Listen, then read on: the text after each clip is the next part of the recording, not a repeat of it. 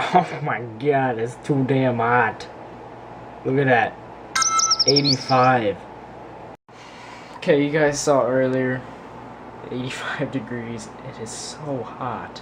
Like, there are so many records being broken. Like, okay, let's start. 2011 to 12. You guys remember, I vlogged it. Record-breaking snow, yes. That happened in, like, what, April 2012? And then pretty high winds after that, like nearly 100 miles an hour. Pretty cold winter, near negative 50 wind chills. And now we're getting 80s and 90s, record highs. So, that's crazy. I know Talkeetna got really close. They got it to 96. That's 4 degrees from tying the state record, which was set like 100 years ago. That's insane. We're on like a century heat wave here, and I'm loving it. This summer is just so badass, so sunny, and I just love it compared to last summer. Like, probably one of the best summers Anchorage has had in like decades, I'm sure. I know it's like the hottest Anchorage has gotten since like the 60s or 70s, so they must have had some good times back then, because I'm having a pretty good time so far this summer. You guys saw even earlier like the 90s thing that I was showing you, the 90 degree thing, and yeah, it's just so hot.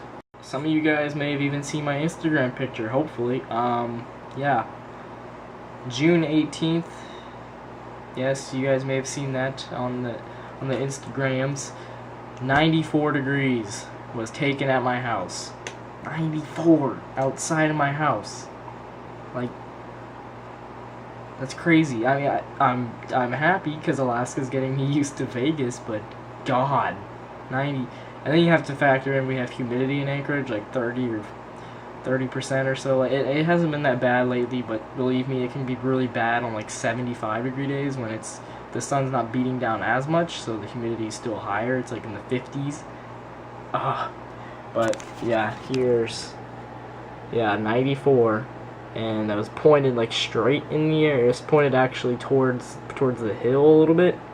So yeah, that's 94 degrees. Even pointing it out my window, I got like I got 100. I don't know where I got 100 from, but I'm pretty sure it wasn't on a surface either. So it got really hot, and it's even worse than Alaska just because how close we are to the sun. And how the sun just stays in midair, like in this general area. Like, this is 180 degrees, like 200 and like 160 degrees of sun. Yeah, it's like that for like probably a good 4 or 5 hours. So, yeah, it's intense, the heat. When it gets hot here, it's really intense. And they said we didn't need AC. Oh, this also infuriates me. Overtime. Look at this. Now the series is tied. Spurs could choke next game, and I don't doubt they will. Heat have home floor tomorrow. Or not tomorrow, the 20th actually is when the game's being played. So, Heat have the home floor. Game 7. Kinda knew that was gonna happen. With the way things were going. I am not surprised Davis Stern. He could be rigging it. I'm not surprised if he is, though. But yeah, it's gonna be a ratings fest. Today was already a ratings fest because of an overtime finals game, and tomorrow, 20th, will be a ratings fest again because it's Game 7. So yeah, Heat have home floor on the 20th, and Game 7, Spurs are probably so pissed because they were so close. Let me show you actually what gave the game away, what kind of messed up the Spurs' whole mojo going on. It was like, I think 20 seconds or so left. Spurs were up by 3. Oh god, it was so bad. Yeah, Spurs were actually up by 3, and then this happens. Hang on, let me pause it actually. Turn it up. The Spurs Cincinnati going for the 3 right away. Just attack the basket. James catches, puts up the 3. Won't go. Rebound. See, look, Bosch kicks it out. Allen. Yep. With 5 seconds remaining. Spurs do not have a timeout. But the officials Why, Spurs? Why? Why would you not guard Ray Allen? Ray Allen, of all people. Like, the best three-point shooter out there right now. Instant replay, enormous.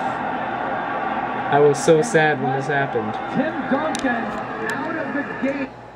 They just, they should have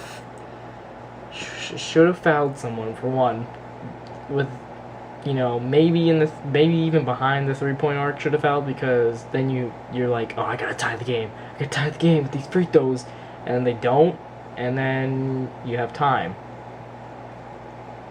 So I'm saying someone should have really, when Bosch got that rebound, someone should have just slammed it like a flagrant is so worth it in that moment. Should have just fouled him pretty hard, and just so Bosch, of all people, would go to the free throw line to shoot 2 in a series moment like this, like that defines whether you win or lose. Because I'm pretty sure Bosch would have only gotten like 1 off. It'd be pretty amazing if he got both, but I'm pretty sure that he would have only hit 1 or maybe even 0, and then the Spurs could have just went from there.